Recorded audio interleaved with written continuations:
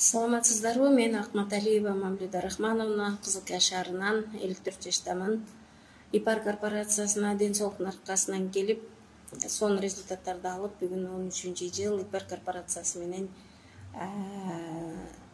элге соопчулук кылып иштеп атам. Мындан 13 жыл илгери Кызылкаянын больницасына рак шейки матки деген диагноз менен түшкөнмүн.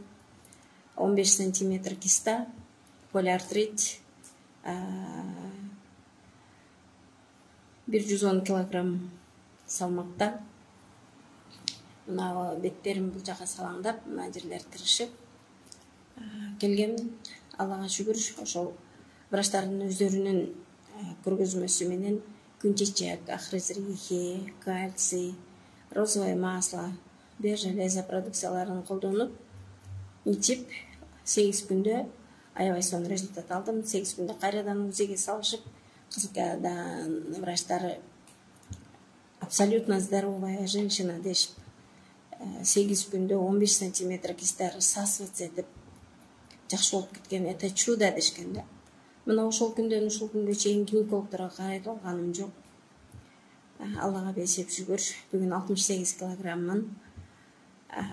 Полиартриттен эч кандай кабар жок. Колдорум ийрейип, мына панжалар бутум менен баса албай калганмын, бөжүрөңдөп.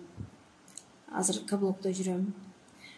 Баарыңыздарга ИПАР корпорациясынын өтө күчтүү продукцияларын өзүңүздөр үчүн алып колдонуңуздар демекчимин.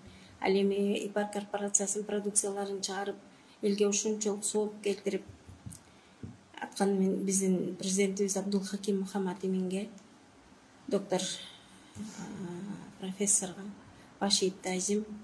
Алла Таала эки дүйнө жакшылыгын берсин. Көңүл бурганыңыздар үчүн чоң рахмат.